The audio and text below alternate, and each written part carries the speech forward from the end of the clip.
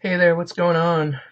I'm I just got off work a little while ago. I got home and fed my dogs and played with them a little bit, and they still want some attention. Aren't you, puppy? Yeah. And yeah. So they're happy that I'm here. You can see a tail in the background there, can't you? Yeah, it's over here on this side. Huh, Daisy girl? So I've been working 3 days a week at my new job. I go into these people's homes and help them out there. Haven't done any of the real fun stuff yet. The one house I work at 2 days a week, there's 3 guys that live there, and they they aren't capable of doing a lot of stuff around the house, and they tend to refuse to do what some of the things they are capable of. And it has to get done, and so that leaves staff to do it. What are you doing, Daisy? What are you doing? Huh? What are you doing? Anyway, and there's a sign up there from one of the managers, they're like supervisors, that says that you're supposed to sweep them off the kitchen floor and take out the trash at the end of every shift.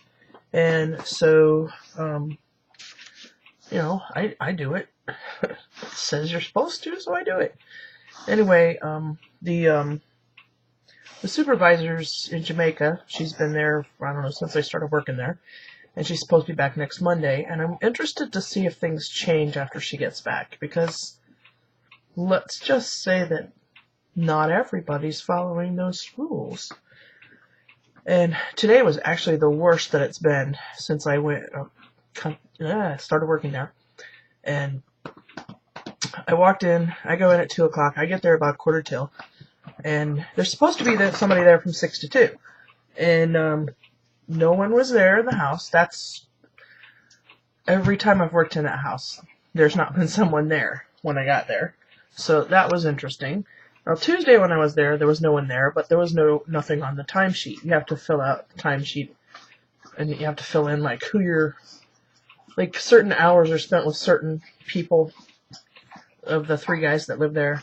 So you fill out, from 2 to 4 I was with this guy, from 4 to 6 I was with this, whatever, and then from this time to this time I was with all 3 at the same time.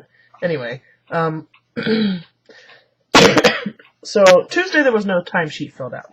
Today there was a timesheet filled out till 2 o'clock, and there was nobody there. And the house was a disaster. There was first of all, I pulled up, and it must have been trash day today or something. But the trash can was still sitting out at the curb, and there's heavy wind, so the lid was blown off. But it's one of those mini dumpster things that the garbage truck comes along and has a hooky thing and flips it up, But it's supposed to go out by the garage. This house sits. There's an alley that runs down beside this house, so the garage, you walk down the alley, and back there is where the garage is at the back of the property. So the garbage can's supposed to be back there. So it wasn't. And the house isn't in the best neighborhood, so I always take the trash out before it gets dark. But I make sure that I've swept them off the floor first and gathered the trash around the whole house and all that. So anyway, I ended up taking the dumpster thing back when I got back there. But the kitchen trash was nearly full when I got there. Let me see, I have a note here. Trash can was at the curb. The kitchen floor was so disgusting. It was like crumbs were everywhere, and on top of that, somebody spilled something sticky, and they had all walked through it, and so there was this big black sticky place, and then there was stuff everywhere else. It was horrible. And then the sink was full of dishes. The counters were covered with dishes and slop. People spilled stuff. It was all over the counters. There were dishes in the dishwasher that were clean. They had not been put away, and they were obviously not, it wasn't like somebody just ran the dishwasher and then left early, because, they still would have been warm, and there would have been that, there's water that doesn't dry out of them, the top of like glasses and stuff, and there was a little bit there, but they were definitely cold, and there wasn't a lot there. So there was time, I'm sure, that dishwasher had stopped quite a while ago. No toilet paper in the bathroom, no toilet paper in the hall closet, no paper towels in the kitchen, no paper towels anywhere in the house, no rubber gloves, which are a must, no dishwasher soap in the house, so I couldn't run the dishwasher at the end of the shift, no medication cups, the little cups that you put their meds in so they can just take them like that. The floor cleaner had like 2 drops left in it, which I used up. But the bottle was still in the hall closet. And there was something else. It was just, it was such a mess. Oh, there were clothes in the dryer that needed to be folded and put away. So I got started and did, I swept the living room floor because it was a mess. The bathroom floor was a mess. I swept it. I swept the kitchen floor. I was cleaned that spot on the kitchen floor because I thought, well, I'm not going to walk on this sticky stuff until the end of the night when I mop. So I just kind of cleaned that spot. I went to the office, which the house next door is another house with people with disabilities living in it that get staff helping them all the time. And there's also an office in there, and there's a huge pantry in that place. And so I just went over and said, I don't have any paper towels, toilet paper, or gloves. I need all of those. Hi, buddy. So I went and got those. I asked for medication cups. They didn't have any. So I put his pills in a coffee cup and had him take them like that tonight. The one guy that I have to give pills to. So, yeah, I folded the laundry. I swept the living room floor. It was a mess. The kitchen floor. I swept the bathroom. Folded and put away his laundry.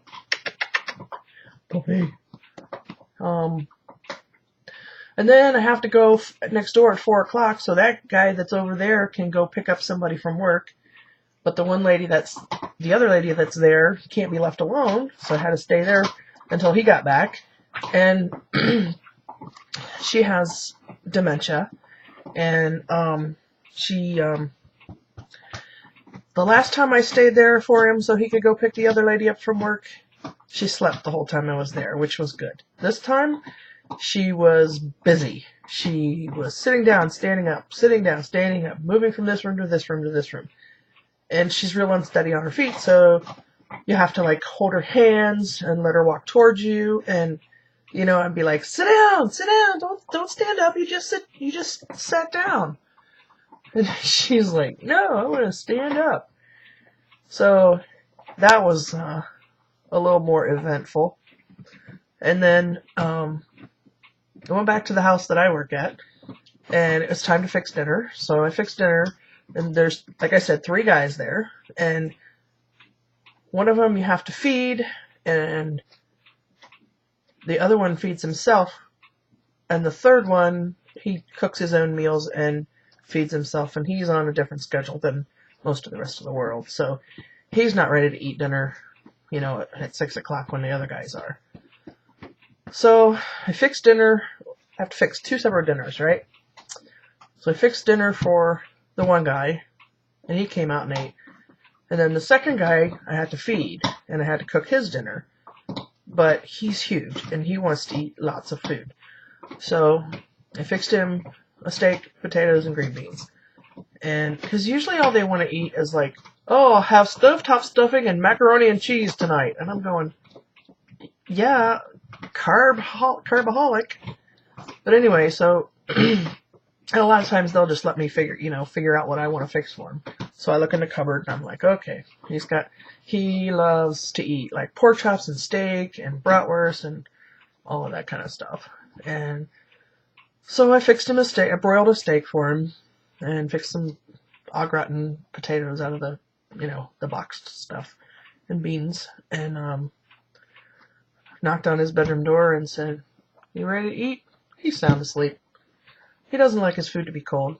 So I covered it up, shoved it in the microwave, because I had it all dished up on the plate and the steak cut up into bites. Because, like I said, I have to feed him. So covered it up and waited. And it was probably 20 after 7 when he woke up and was ready to eat. I was like, wow. And by then I had already taken care of the rest of the other dishes, and I was sweeping the kitchen floor again and getting the mop water ready and all of that, because I was like, I don't know how long this guy's going to sleep. Anyway, so it was kind of a little bit of a crazy night tonight.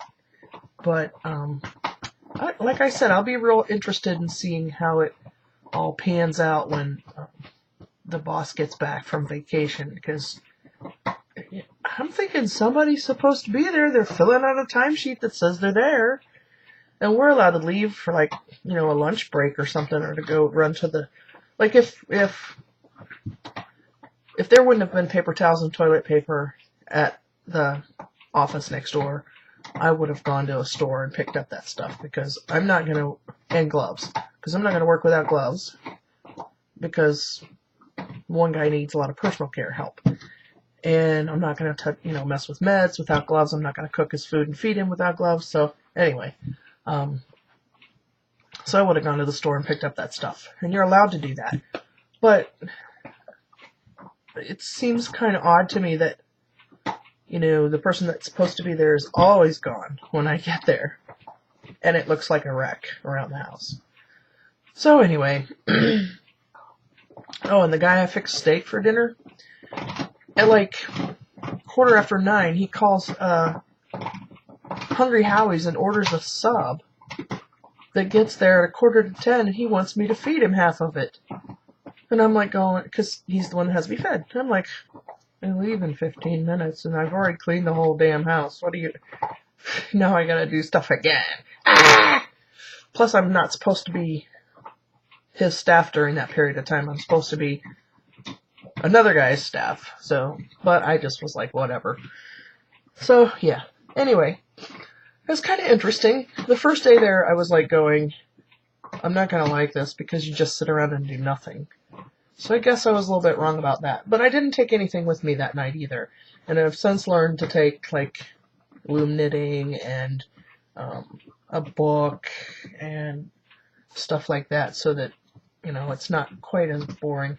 Plus, I was used to being busy in my old job, and there's a lot of sitting around in this job, which it's not, that's fine. It's not a high-paying job, so it's not a big deal, but, excuse me.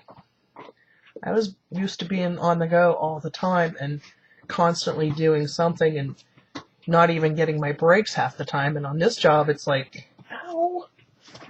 It's like, the guys just want to sit and watch TV, then you just sit and watch TV with them, if everything else is taken care of.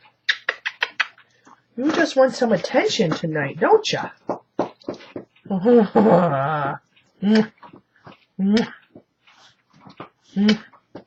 Okay, I guess that's it. You're gonna sit here and watch my dog beg for kisses. Oh, Daisy wants some too, don't ya? You want some too? Anyway, so that's that with that. And I guess I'll tell you real quick about the house. Come on, you're hurting my leg. You're too big for that. Hey, girl. All I know right now is that we're still going forward. There's not been another extension requested for closing, so I should be closed in 9 days, within 9 days. Eek. But I'm excited, because then I can get going on stuff and get moving. And Daisy, is that bone good? Alright, that's what I know about the house. I'll keep you posted when I have an exact date for closing, but it's supposed to be sometime within the next 9 days. So, I've talked for too long about not much of anything, so anyway, I hope you're all doing well, and I will talk to you all soon. Bye!